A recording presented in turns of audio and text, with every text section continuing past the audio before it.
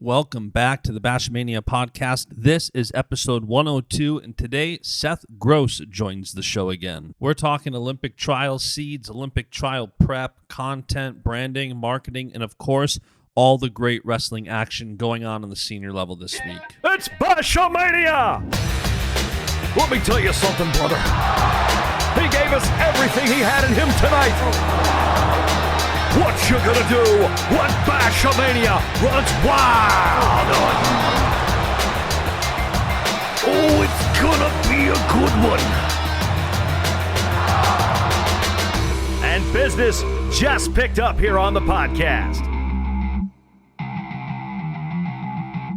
Oh, yeah. We're rolling episode 102. So we were just talking about it. So basically, we have no grass. We have nothing. We have 11 acres, and we had to bring in like 300 loads of fill. So it's all just dirt, and it's the middle of winter. There's a foot of snow out there. So we can't do nothing yet. So we've been burning some stuff, a little brush, a little this, a little that. And it's not that big of a deal right now because there's no grass. So we got to do final grade in the spring, plant some grass seed, but it just feels good that we're in, man. Yeah, no, it's been cool watching all the updates. I saw the one in the kitchen area, man. That's kind of next on our list to try to redo our little kitchen right now. But that's unbelievable. It's it's so fun, man. Like we were texting about it. It's like I've been running my company for 12 and a half years. I told my wife, like, she's the biggest blessing ever. But I wanted this house longer than I wanted to be married, because when I started my company, it was like, all right, head down. Like this is the long-term plan, and just work. And here you now are, that it's here, it feels wild. Like we've got friends coming over tonight, Friday night. Her family was over Thursday or Sunday. It's such a blessing to be able to host, and now to start doing projects. Like I saw you guys are doing some projects. I saw you doing some painting. I think you refinished your floors, right? Yeah, redid the floors, did some painting. Yeah, now we're working. We framed the basement so far, but yeah, a bunch of little things going on. But yeah, one of the coolest things, right, is just being able to share it with people, right? Bringing people in and like, this is, we did this, and yeah, that's always a cool part when once things are finished up. So it was always fun bringing people after we did all that and showing them. And the fact that it's like an ongoing project, I love. Because like for the past 6 months, I've been ingrained in all the construction. And now that that's dying down, I almost feel like I don't have enough on my plate. But the good thing is it's like, we got work to do outside with the pond, with the pole barn. I'd love to finish the basement. Like now it's almost a game. Like, okay, you want to do this, go make the money so you can do it. Yeah. That's how I'm motivated. Like I give me a project, give me an amount of money, and I want to go work for that. Like it's that simple. That's how I work. But hey, that's the way to do it, man. Get the idea and then figure out how you're gonna make it happen. Right. And the fact that it is like that ongoing project, like before it was like, we're not doing anything to the house because we're moving. We're gonna build a house in a couple years. Yeah. Now it's like that's here. So it's been fun. And this week is wild. I wanted to get you on here just so we could talk about everything going on this week. Yeah. My normal co-host Chenzo is competing tonight, same card as Rona. So it's like we got so much going on. I guess let's start. First of all, I want to go back to college for a second before we talk about freestyle stuff. As a PSU guy, Kirk making his debut last night, I couldn't be happier. Yeah. I know the Hawkeye fans are probably mad. How much are you following college wrestling now? Like, are you following the storylines? You're obviously coaching at Wisconsin. Yeah. Oh, absolutely. So you're aware of what's going on. But from a fan standpoint, are you like all in? Yeah. Oh, yeah. I'm big into it. I watch every sincalgle match coming out. I'm always watching wrestling and staying up with the storylines a little bit. But yeah, that was.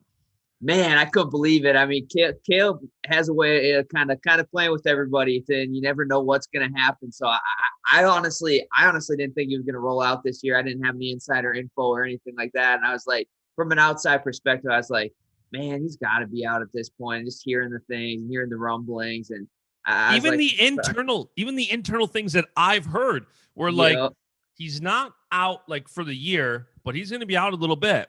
So it's like even nobody knew. So I do think part of it was a little bit last minute, but like it felt like it was like Monday Night Raw, like WWE style. Like, oh my gosh, 5 minutes before, guys, Kirk's wrestling. Like it felt like that dramatic Yep, and then storyline. out of nowhere, yep, it came up, and I was like, "No way, that's crazy!" now, I mean, they're never out of it. You know, Penn State always finds a way to wrestle at the end of the year, so I don't think they're ever out of it. But now, now it's really for them in Iowa and Michigan. Man, they got it could be crazy. And I try not to instigate too much because I like some of those Iowa guys. So I don't want to instigate them too much. But like as a Penn State guy, I'm like, and last night after Kirk rolls out and gets the pin, you start seeing guys tweet like, okay, but he can't get 4 matches. Like, what if this happens? And then it's like, okay, he's wrestling an extra match, another pin. Okay, now he'll get 2 matches. And I don't know how the allocations work. All I know is like you have to wrestle 4 matches or something. Yeah,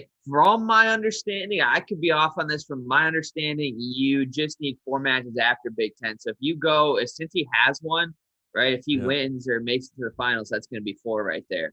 I think if you go into Big Tens, right, and you made it to the finals, you'd only have 3 matches. If you end up getting second, you'd be out of luck there. So almost people that had no matches going to Big Ten would almost have to like throw a match or something like that to get on the backside and be able to wrestle 4 or something like that. So that's kind of my understanding. So I think all these guys should be, for them, as long as you got a match or 2 going into it, you should be set. It's such an interesting year. Like I got a media credential last year for NCAAs and Big Tens, and I was emailing about both of those, and they're like, look, we can probably get you a media credential again, but just so you know, it's like virtual. Really? And I'm like, well, I guess there's going to be like SIDs and stuff. And I said, I get it. I said, unfortunately for me, I'm not a guy. I don't want to be in like the post-match area. Like I want to be interacting. I'm more focused on the storylines. Yeah. I don't want to talk to someone as soon as they get done wrestling and they're out of breath. Like, so like I kind of get screwed there, but it's such an interesting vibe. What's it like in the Wisconsin room leading up to Big Tens? Man, it's been a crazy year for us, right? We got the plug pulled on our match on Sunday due to just that craziness, and it's been an up and down year, and right, all of a sudden, like for instance, that Penn State match, all of a sudden we got home late on a Sunday night, and then that night they're like, hey, you're gonna wrestle Penn State on Tuesday, and so it's been just kind of rolling with the punches this year, and just staying positive, staying focused, and it's been exciting because we've got a lot of guys on the team who wouldn't necessarily have gotten a chance at the starting lineup or gotten a chance, and they've slowly been proving themselves and improving throughout the years, and that's been awesome to see. And I think we got a lot of really young kids that are going to do some special things at the Big Tens, make the NCAA tournament, and surprise some people. And I mean, starting at 25, I think that's one of the weights I'm most excited for because it really Shocker. is wide open, right? Two of the guys that Eric Barnett has beaten, right, has been number 2 in the country at some point in time, and he's beaten them, and then he's lost some other guys, and really it could be anybody, in there. So it's going to be exciting to see. He's progressed a long way, and he's really become more of a full wrestler. He struggled on bottom a little bit last year and didn't really go after guys quite as much, but he's getting his confidence up, and so I'm excited from him, and really up and down the lineup. There's so many guys that I could look at on our team that they're putting it together at the right time of year, and I think they're going to surprise some people. It's got to be exciting for you too as you get ready for the Olympic trials. Like this is the height of their season heading into Big Tens, NCAAs. So it's like, iron sharpening iron there. Like as you're getting ready, they're getting ready to try to make such a statement and accomplish something that's a lifelong goal. How has that been helping you prepare? It's been unbelievable. And like I've said, like it's really helped me develop more of, right, I'm analyzing things a whole lot more than when I competed. For me, when I competed, it was just freaking train all out all the time and freaking try to break the guy's will in matches and go nonstop. And obviously I worked on my technique, but now it's at a whole nother level where I'm analyzing my guys' matches, working on specific areas, and then with that being said, I'm learning where they're really good and kind of being able to take some tricks from their book and this and that. So it's been unbelievable. I think I've learned in a lot more new moves in the past year than I had the 3 years previous, just because I need to be teaching these guys. I need to help these guys evolve, and to help them evolve, I got to evolve myself. So it's been really fun as far as that goes. And then the mental aspect of it is, I think that's honestly, everybody talks about it, but that's such a huge area for young kids. It's figuring out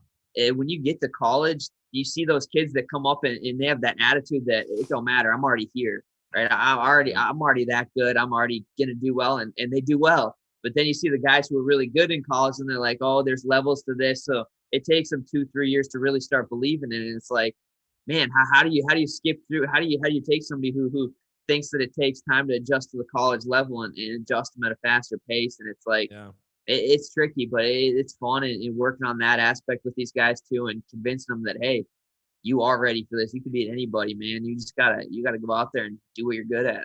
And so it's fun. And like I said, it's helped. I think I'm helping them a lot, and they're helping me a lot. And so it's been unbelievable being a coach and getting ready for the Olympic trials. And speaking of freestyle knee wrestling, I want to talk about the NLWC card first, but Wisconsin RTC does have Underground 4 tomorrow night on ROKFIN. I'm shocked you're not on the card. Yeah, Is your leg like secretly broken or something? Like, this is not like Seth Gross. Yeah, no, I had 1 or 2 potential matchups that just didn't go through, and I decided that as far as getting my weight down, I'm actually going to make 2 kilos over this week. We'll do some simulation matches at the end of the week, and just slowly get the weight down and really focus on that for now. But at the end of the day, there was guys like, at this point, I can't be wrestling 65, 64 kilos, right? I got to start making the decisions that are going to make sure I'm ready for the Olympic trial.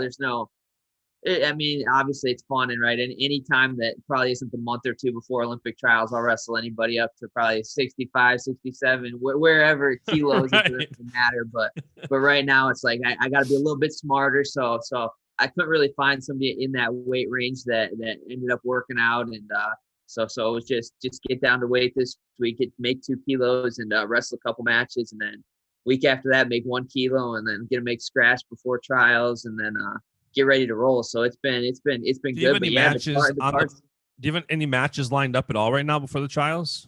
Not right now. Not really sure if I'm just gonna stick with right there. These guys are getting ready for NCAAs, and we're doing simulation NCAA tournaments, simulation Big Tens, and jumping in and getting these guys. And we're gonna bring some guys in just as far as training partners and stuff like that. It's maybe not a real match, but they'll still be able to come in and do some matches with me and stuff and give me that same feel and we'll do the whole 3 matches, back to back to back in 2 days in a row. I thought a lot of you guys were going to go to the Mateo Pelicone, but then I realized that it's conference weekend. So it's like anybody like you who you're helping Wisconsin and you're helping on the college scene. Yeah. Did you initially think about going and then kind of say, oh, I can't because of conference weekend? Yeah, I was really that was a hard decision for me to make because that's always been one of the tournaments that I've really wanted to go to, compete at.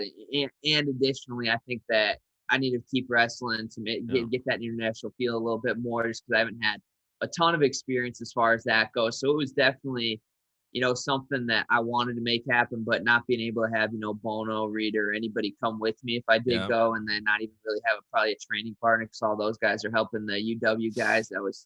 And making weight on my own without those guys there is a little bit trickier. Not that, obviously I'd get it done, but it just made more sense to stay back and keep training here and do things in-house a little bit right now, if that makes sense. So yeah, no, it does. So tonight is the first night of 3 nights in a row, freestyle action on ROKFIN. And I've grown to be such a freestyle fan. Yeah. I think it's because, I've talked about it before in this podcast. I start following somebody like you in college. I don't really follow high school wrestling too much. So I start following a guy like you. We become friends. You become a client of mine. I'm now so invested in you, watching what guys like you and Gilman and Nolf and others are doing that I become such a freestyle fan. And it's funny because I keep like the freestyle versus folk style debate going on Twitter. And my wife, she became a freestyle fan first because as she starts meeting you guys at tournaments and stuff, she's watching you and she's into it. And then she starts getting into folk style and she actually likes freestyle more, but that's just because what she started following. But there's such a hole in marketing right now for freestyle.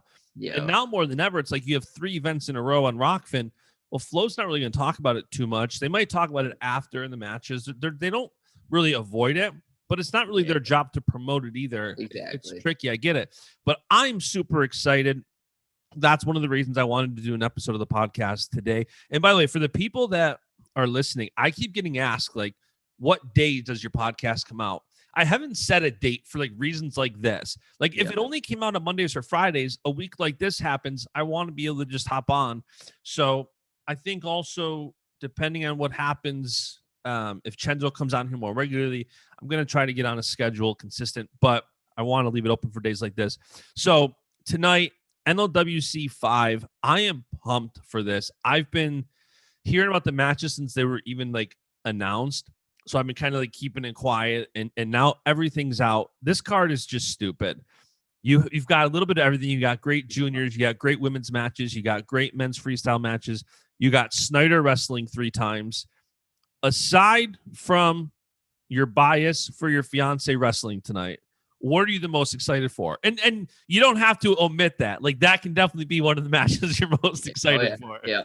No, definitely. Obviously, that's why I'm out here, right? That's why I'm out in State College, is get her ready for her match. And she's going. She's been grinding, man. She's been wrestling up a couple kilos the last few matches. She went out to the Captain's Cup, so she's been nonstop. But yeah, very excited to get out here and get this match in. She actually didn't have a match on our card, so it ended up working out great that we were able to get her one here and get ready for that. But outside of that, I think obviously the big one is Kyle Dake, Jason Null for me. I think that. Right, looking at it, right, Kyle Dake should, I think, on paper handle him, but I think that Nolf presents some different things in his wrestling that are going to make it interesting. And right, I think is that Dake's second or third match of the night? Second. Dake wrestles Chenzo early on, like match 6 or 7, and then the final match is Dake Nolf. Okay. But yeah, Dake and Nolf and Dake and Chenzo, like Chenzo's my guy. I know how much Dake has going for him as far as his accolades, what he's done, but it's so fun to be able to invest in these guys and root for guys, root for upsets or root for the favorite, whatever you want to do. I'm also excited to see some of these guys that we really haven't seen, like Snyder and Nate Jackson. I did not think Nate was going to beat Mark Hall. I did it at the PRTC Summit 1. So Nate is a guy who just continues to impress me. And now it's like, okay, what can he do against a guy like Snyder, who Snyder's wrestling 3 matches. He hasn't done that in a while. And his third match is going to be against Gabe Dean. Yeah, Gabe, exactly. Another guy who's impressed the crap out of me. Like he almost beat David Taylor seconds to go in the match. You know, like that is just, and he's been on this tear. So many good matches. Nolf and Dake, definitely. Nolf is a guy you can never count out. Yeah. Even Chenzo. I was just telling somebody yesterday, I'm like, nobody thought Chenzo was going to upset Aymar. Mm-hmm. But Chenzo's got that in him. He's got that upset factor. Who knows? You know what I mean? Like on the senior level now, I think these matches are the caliber of an NCAA final where it's like Aymar was a heavy favorite over Chenzo. He came out here, that place, I was there. That roof just. Oh yeah. That was one of the craziest moments in wrestling. But no, I agree. I think it's really cool what they're doing as far as getting multiple guys, multiple matches, and right. It's not like you're just random guys. These are some of the best guys that making those probably favorites to make some of those Olympic spots and stuff. So it's gonna be fun to see them string multiple matches together and against great competition, not just getting them 3 easy matches, right? Getting them three tough matches that's what it's going to be like. So that's going to be fun to watch. And I'm excited. I'm excited for all of Snyder's, all of Dakes, all of Yanni gets, I saw Nashon had to pull out for whatever reason, which was, I was looking forward to that. And a couple of those, but it's going to be a heck of a night. And I'm excited. So if you had to pick an upset tonight, who do you think will surprise people if you had to pick one?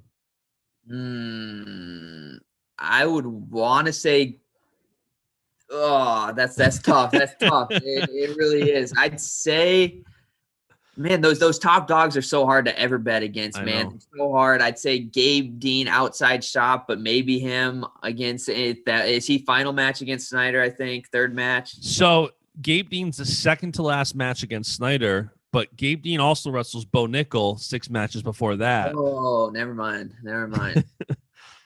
Man, I'm gonna have to go.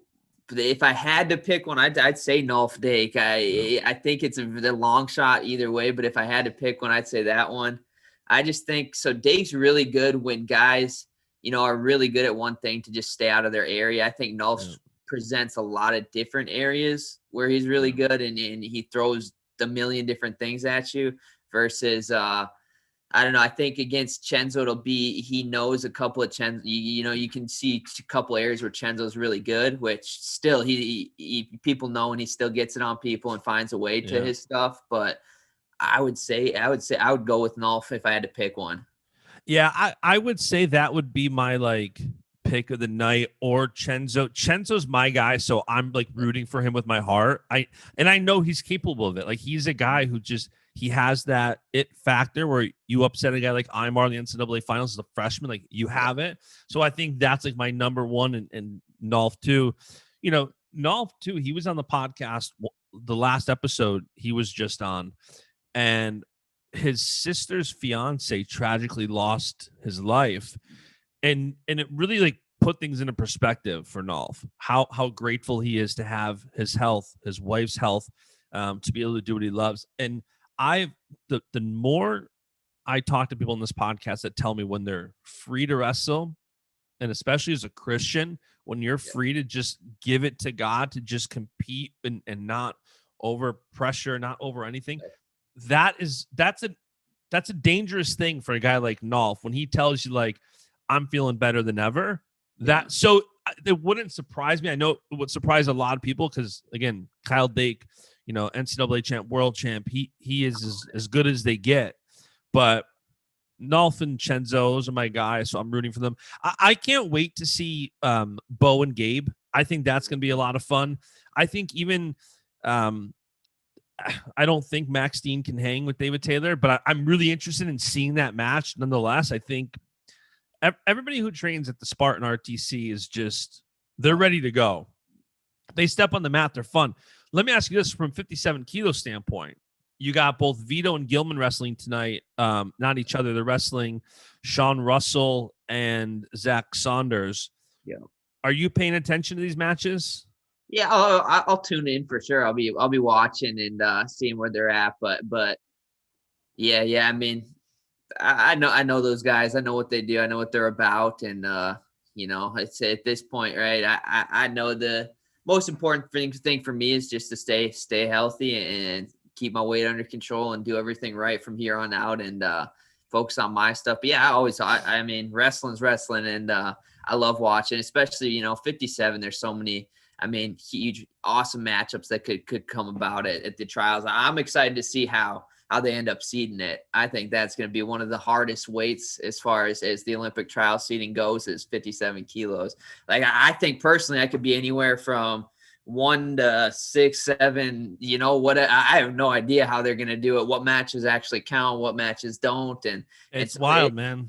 It's crazy. I have no idea, but I'm excited because, whoever I'm wrestling, it's going to be a good first round match. And it's going to be, you better show up ready to go right away or you're done for, you're going home.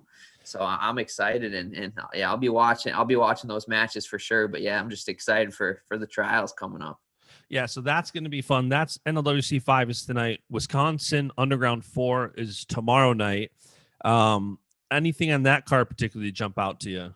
I think the big one is Braxton making a big debut here against a really top level guy now that's proven himself. TJ Dudley, he's a senior, 8-9 on the senior level, a few-time All-American, and I think it's gonna be awesome to see where Braxton's really at because he was number 1 pound for pound coming out of high school, and he's one of those guys who could jump in and you look at the 97-pound weight class in the NCAAs right now. That's another one that you really have no idea what can happen. So it'll be nice to see, I think that if he goes out and wins this match, which I think he very well is capable of, he's going to be a problem at 97. He's going to be in contention for that title right away. And I think he's going to prove that this week. And I think he's going to put a lot more. People are already on notice, but a little bit more now. And so that probably the one that I'm most anticipated for. But you got some awesome ones. Old teammate of mine, Henry Pohlmeyer, from South Dakota State. He was probably good. He had a good shot at All-American as a senior, but then the COVID stuff happened. He's wrestling Mitch McKee. You got Evan Wick wrestling Tyler Berger. Then you got a bunch of female matches going again. A big one's Aaron Goldston wrestling Alyssa Lampy. But right, a lot of great matches there, and yeah, I'm just excited to more wrestling. Anytime there's more wrestling on, it's fun, and yeah, I'll get to go out and I'll just be helping out this time, but I'll be there. So. Yeah, it's going to be fun. And the PRTC hasn't announced too many senior level matches. I think they want to focus on high school and junior level matches because they put out some cards, which I don't follow that as much, but I've seen the commentary. It looks like it's going to be great. That's Thursday night. Yeah. Friday through Sunday, McKenna, McFadden, Victoria Anthony, a couple others, they're all wrestling in Ukraine. We got wrestling everywhere right now. Yeah, hey, it's a good time to be a wrestling fan, that's for sure. Especially coming up on so many big things coming up. It's gonna be fun. I know, and I was like kind of teasing USA Wrestling yesterday on Twitter. I'm like, guys, you got to announce the last chance. Yo. Like, I want to see. I know my guy Chenzo and guys like Mark Hall are all gonna have to go through there. Like, I want to see if I can get there because it's crazy the way the travel is. And I've got a wedding in Miami the day after NCAA's. So it's like, can I get to NCAA's and over to Miami for the wedding? When's the last chance going to be? Like, do we go? You haven't booked the travel for the wedding yet. Wedding's on Sunday. It's like, do I go for the week and then go right to the last chance? I'm assuming last chance is going to be in between NCAA's and Olympic trials. But honestly, if I had to make the guess, I would guess that last chance has got to be in Texas too.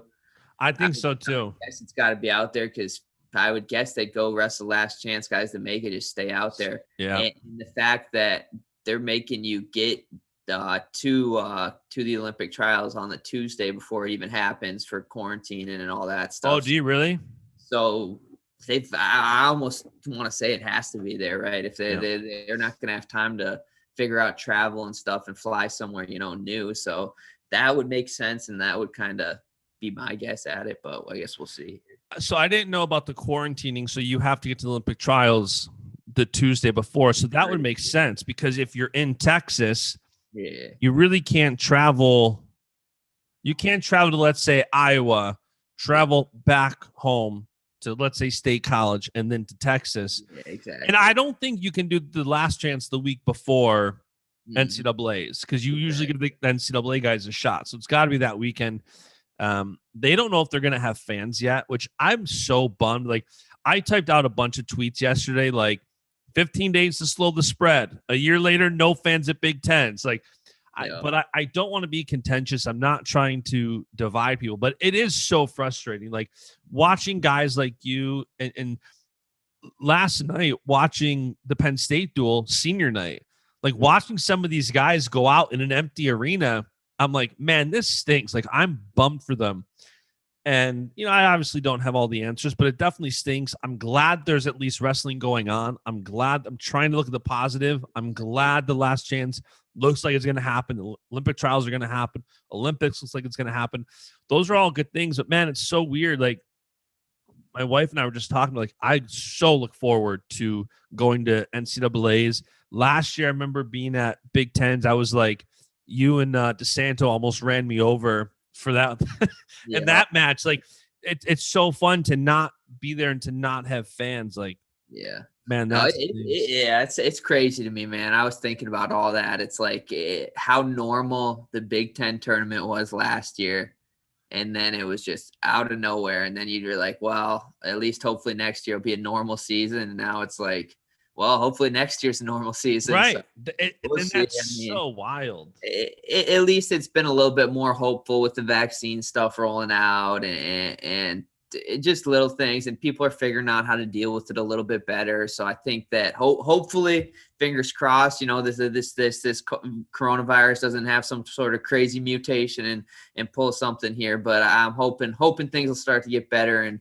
And yeah, it's a bummer. I think the nice thing is these guys, at least everybody this year has a chance to come back next year if they want to. So it's like, at least if things get back to normal, they'll have that senior season or whichever season it is for them to have that fan experience. So yeah. And I think on the senior level, my first thought was, okay, assuming we got to be getting closer to the end of this, we have to start letting businesses open and we have to start letting people back into things. So assuming we're near the finish line of that, maybe the World Team Trials, which we're going to get this year, will have fans. You know, they haven't announced the U.S. Open yet, or the date, but there is going to be a U.S. Open at the end of April where the top 5 guys qualify for the World Team Trials. And I believe everybody who's qualified for the Olympic trials is automatically qualified. Yeah, so everybody with the Olympics, but the Olympic team members actually get the spot for the Olympic weights automatically. Right.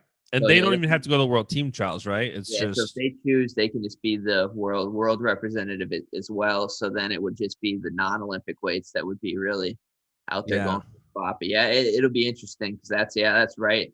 Right, you go make an Olympic team, and now you're an Olympic and world team member. So pretty cool thing there for some of the guys. There's a lot in the line for the Olympic trials with that. Absolutely, a lot in the line. And I can't imagine anybody there's nobody that I can think of that is going to make the Olympic team or potentially make the Olympic team and not turn around and want to be on the world team. Exactly. So I think that we're going to know half the world team when we know our Olympic team. So it's going to be. Yeah, like I said, there's a lot on the line, and it's going to be, cool. I think this is, one of the first years you could go be an Olympic and world champ in the same few months span, 6-month span or whatever it is. So, yeah, the amount of first times right now that's happening is just this. I hate the word unprecedented because we hear it everywhere we look and turn, but it's the truth. There's so many things going on right now that's so unprecedented. It's I think Shane Sparks was saying last night, Aaron Brooks could be a 5-time Big Ten champ, and it's hearing some of these things that could be, it's definitely wild. I just hope it all works out on the athlete side. Obviously, if you guys win an Olympic or a world medal, that triumphs anything, but I feel empathy for being robbed of just that fan experience, whether it's a senior night, whether it's NCAA's, they haven't announced how many fans are going to be at NCAA's. Yeah. So it's going to be kind of weird. I've always said, and I think everybody would agree, NCAA is the pinnacle of the sport from a fan standpoint. You're never going to wrestle in front of more fans than an NCAA's. Mm-hmm. And to not have that, it's so again, like you were just saying, after last year where it's all right, this sucks. These guys didn't get to wrestle at NCAA's, but maybe, the guys coming next year, it's going to be sweet. And now it's we're less than, I think, 4 weeks out, and we don't know if there's going to be fans in NCAA's. I think, it's crazy, man. Yeah, that's what I say. Yeah, it's fortunate that at least everybody's going to have a shot at coming back next year if they want. That's the other whole thing that is going to be interesting the next couple months too. Not to dive into a whole nother thing is, keeping guys. Some schools can keep guys around on scholarship for. Right. If your school's okay with it, you can keep seniors around for free, basically. The school pay for it versus your 9.9 scholarship. So it'll be interesting as far as to see who sticks around and who, what schools say, hey, we're not going to pay. We can't pay for the scholarship. So kids are going to hit the transfer portal, and it's going to be, I think it's going to be a crazy, crazy summer for sure as far as that goes too. And then, right. And then you'll just have those kids that, hey, maybe, like me, if you had the chance to come back, you won't just because. Right, some guys are getting old, right? If Mitchell decided, hey, I want to wrestle another year, he's probably already got whatever degrees he wanted from school and this and that, and he's already been an Olympian. It's what's my incentive to come back at this point? So I think it's going to be a very, very a lot of moving parts this summer with teams and guys and transfers and stuff like that. And it is going to be interesting with even the recruits that are coming in.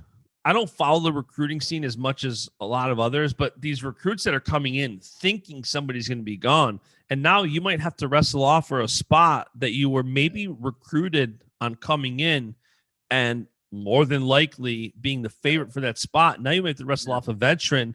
It's definitely going to be interesting. Who do you think, if you had to pick a transfer that you would say is the most likely, is there any in mind that you could see happening? I mean, obviously there's schools that have been cut that there's going to be obviously a lot of transfers from them. I don't know as far as, cause it's hard to know what schools, cause like I said, some institutions will actually pay that additional year of scholarship without impacting that 9.9 versus some schools will not, which, right. You just don't have the money. You're out of luck on that part then. And then a kid's going to have to decide, do I come back for free or do I come back and pay this next year? Do I go try to find a school that's going to, pay for my scholarship this last year? So that's the hard point. You don't really know how the schools are going to handle it everywhere yet, because it's a school by school basis, right? What we do at Wisconsin could be different than what Northwestern decides to do, something like that. So it's tricky from that aspect to know really too much. But what you're saying about the whole dealing with the incoming recruits, right? We've already been dealing with that. A couple of kids who it's like, right, we were planning on jumping in and hopefully getting in the lineup this year, and now this guy's staying around. So now what am I supposed to do now? And it's we're figuring it out, obviously, and people know that this isn't normal times, and they're willing to work around it and figure out a solution together.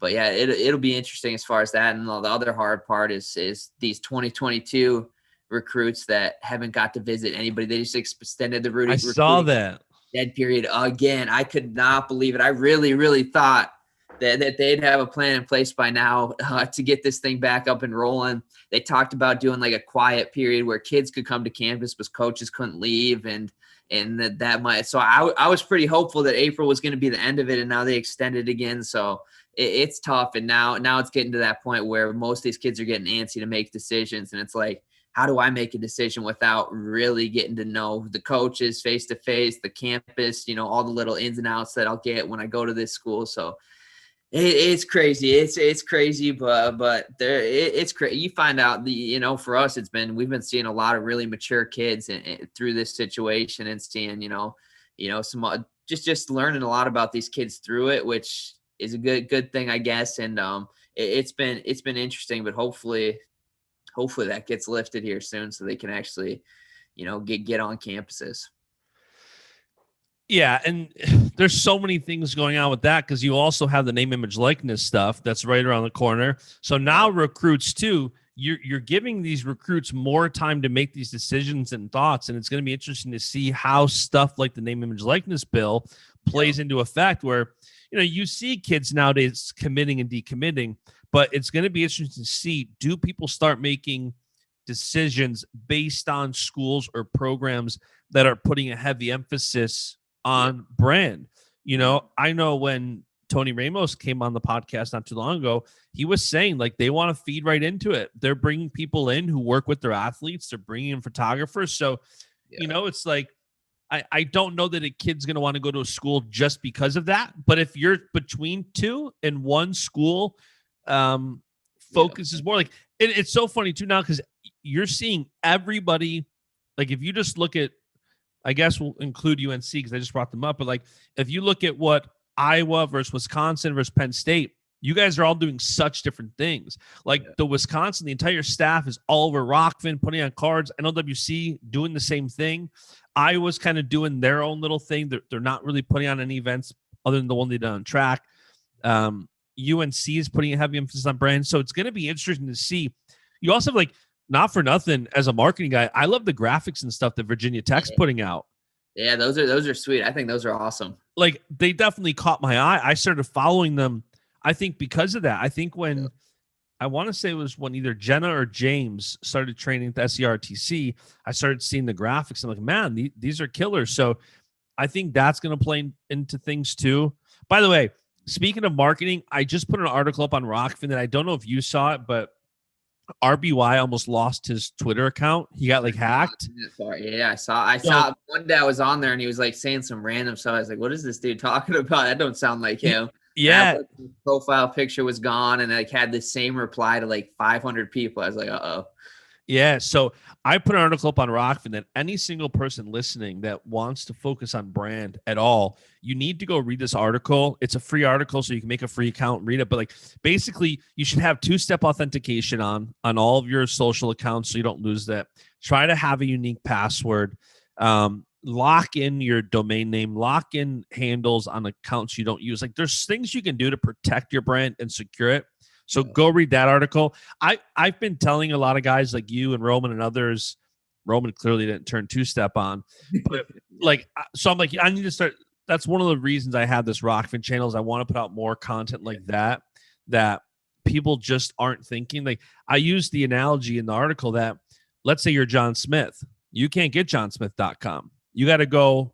It's almost like an auction because it's such a common name. So it's like, if you're some of these guys going into college, like, I don't know, if I were to go to, I just saw PJ Duke, liked one of my photos, so his name's on my mind. Like, pjduke.com isn't a thing yet. Like, if I'm PJ, go buy that. Have your parents buy it, do whatever, but like, lock that in. It's becoming harder to steal a domain. Like, if I were to buy SethGross.com and I were to say, all right, Seth, you're an Olympic champ. Now you want this because somebody's going to build your website, $10,000 for the domain. Exactly. They're making it harder, but people are still finding ways around. It's basically extortion, but people are finding their ways around doing it. So anybody listening, read that article, take care of yourself, protect your brand, protect the brand you're building. Last thing I want to talk to you about is actually brand for a few minutes. You've been creating content. We talk about content all the time when you come on the podcast, especially. Tell me what you've been up to. I saw a couple different things. I loved the behind the scenes video you put up. What was that for I think before the Underground 3 event? The Gilman match, yeah. Yeah, that was a super cool video. What has your approach been to content lately, specifically? I haven't seen as many TikToks. Yeah, I need to get back on that. I need to get back on that a little bit. But yeah, I love it, right? It's just trying to do constant content. And right, I've been trying to branch out a little bit, doing different areas. But I think the behind the scenes stuff is my favorite stuff. And I think people just love that because, right, get an inside look. Like I'm just a normal dude, right? I'm just, right. I go through a normal day and then I'll go out there and wrestle, and right. And it's nothing special to it, but it shows people kind of more, they can connect you a little bit more. And that's kind of what I'm trying to show through some of that stuff. And it's been fun. Yeah. I've been a crazy few weeks. So I've been slacking a little bit on getting them TikToks out. And I like to utilize every platform a little bit, just because I think that's so important, because you're getting different people on every single platform, right? Yeah. The TikTok age group is probably a little bit different than Instagram, and Instagram different than Facebook. They all got their own kind of areas that they're good in. And so I like to, you utilize all of them and continue to grow, each of those platforms. And so that's kind of that. And right now I've been kind of putting a lot of footage together and stuff that my buddy kind of breaks it down and makes little videos out of it for me. But it's been fun. And like another big thing we've been doing is, I don't know if you saw, but we're running a little big time youth tournament out in Wisconsin. And it's been crazy kind of. So I've been reaching out to some younger kids, like some middle schoolers and stuff about this. And dude, it's crazy. I think these younger kids are starting to pick up on the whole brand stuff in 7th, 8th grade, because I go on their Instagrams and see, like, dude, these guys are getting 1,500 likes and 2,000 likes, and some of them, and they know what they're doing, man. They're figuring out. I think the next generation are going to be brand masters out here and just really know what they're doing. And they get it. They're picking it up early, because I think it's just being emphasized at a younger age. That it's going to be important when you get a little bit older. So it's been cool, kind of engaging more. I think that's one of the biggest things that I kind of struggled with for a while. I was putting out a lot of content, but I was not personally engaging with as many people. And I think that that through just that personal engagement, it helps more than anything I've done to this point, as far as, you just get to know people too. And you can make a bigger impact personally on their lives and get to know them. And it's a whole lot more fun doing that. So I maybe haven't been putting quite as much as I'd like to out on platforms, but I've been engaging with a lot more people and networking a little bit more. So it's been fun, and always trying to grow that brand. And and hopefully, we're helping Ron out, start hers out a little bit more. So hopefully some stuff coming from her soon too. I love it. Yeah. You mentioned like the middle school kids, like PJ Duke, I know who he is because New York State, like I live in New York State. So I follow New York State a little bit. It's hard not to know that name, but like he's got like 4,000 followers. And I don't think he graduates high school till 2025. It's like 4,000 followers already. Well, which is a lot of responsibility to accrue a following that young, because, especially if you don't know your true identity, you don't know your true worth in God, you can get lost based on feedback from wins and losses. So I think it's important that there is this group coming up now where these kids know it because they're watching it. They're connecting with guys like you. They're looking at guys like you and others, and they're saying, I want to do that. Imitation's how everything gets to the next level, gets to the next generation. So I'm not surprised that it's going to start younger and younger. And when you start talking name, image, and likeness, like now kids in high school can say, you're going to have kids in middle school and high school building their brand, because if colleges start looking at that and colleges start putting emphasis on brand, middle school and high school kids are going to start putting emphasis on brand. Hey, one interesting thing. I don't know if you got the answer for this, but being on Instagram, looking at these middle schooler stuff, one thing they all seem to do is they'll post pictures, but then they'll delete every single one of them except one. So it looks like there's always just one picture on their thing, but it's a different picture all the time. I don't know if they just like leave the one up that has the most likes or what's going on here, but it's weird. I don't know why they do it, but I swear every middle school kid, it's just like one post and everything else gets deleted. Dude, I've seen that a lot, because what I've done is when people engage with Baschamania, I try to respond to absolutely everybody. So when people are responding and engaging, I'm clicking through their profile to see who are they, what's the demographic that's engaging, and can I connect with them on some way?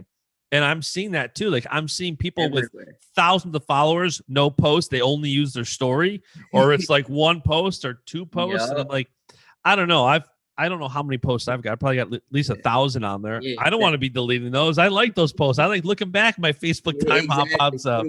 I don't know if they just archive them or do what they're doing, but I swear that I don't know if that's some new thing going on. But I caught wind of that a little bit. But who knows? Maybe they got some strategy that I don't know yet. Or maybe it's just trial and error, which is always fun. I actually, last thing here, and then I'm gonna let you go. I saw Justin Hoach was on Clubhouse yesterday, and so I dove in. It was like this impromptu talk with me, him, Jason Bryant, Victoria Diaz, and I think Mike Shea. Just like 15 minutes, just like talking, and I'm talking about, like, man, that what's happening right now is just wild. This innovation and trying to keep up. And like I had said when we were on the Clubhouse, like, it's okay to try something, and if it doesn't work for you, ditch it. I personally don't use TikTok. Not to say I can't get value from it or I can't give value. I think if I had more resources for the podcast, I would probably take videos from the podcast and put them on TikTok all day long. Like take the funny stuff from the podcast, put it on there. But if you're trying to put content out, you're usually ahead of everybody else who's not even trying to focus on it. So I love to hear that you're continuing to focus on content more and more. I hope, as a fan, I hope we see more and more leading up to the trials. I think your goal is to be an Olympic champ. And if you do that, everybody wants to see that journey to the Olympics. Yeah, exactly. So, and like I remember telling Frank Molinaro in 2016, the minute he became an Olympian, I said, Frank, you have a story. This is an amazing story. You were the 9 seed. You ran through the gauntlet. You became an Olympian. You didn't qualify the weight, but got in because somebody else took steroids. Like, that's an amazing story. You don't have to wait to become an Olympic champ to tell that story. Like, God gave you a story, share it. So that's the other thing. That's the last tidbit for real, is don't be afraid to not share until you do something. Absolutely. Like, don't say, I can't share until I'm a state champ. I can't share until I'm an NCAA champ. Like, you have a unique story, and you've always stayed true to your story, and you ended up being those things. But that hasn't deterred you. Like, you're not saying now, I'm not doing this unless I'm a world champ, unless I'm an Olympic champ. Like, you are who you are. Share your story. And I think that's what the best thing people can do is. Yeah, I love it, man. And as always, thanks for having me on and chatting, man. I love getting on here, talking about brand and wrestling and all that stuff. So anytime, but thanks for having me again, and we'll be chatting soon. Awesome, man. Have a good rest of the day. Best of luck to Rona tonight, and we will chat soon, man. Awesome. Sounds good. And that is it for today's episode. Thank you so much for tuning in. I hope you enjoyed this conversation as much as I did. If you did enjoy this episode of the podcast, be sure to leave a 5-star rating review on Apple Podcasts, and be sure to subscribe so you don't miss out on more episodes. For more wrestling content, be sure to follow Baschamania on Facebook, Twitter, and Instagram. And follow me. I'm at JBash on Instagram and at JustinJBash on Twitter. And the beat goes on.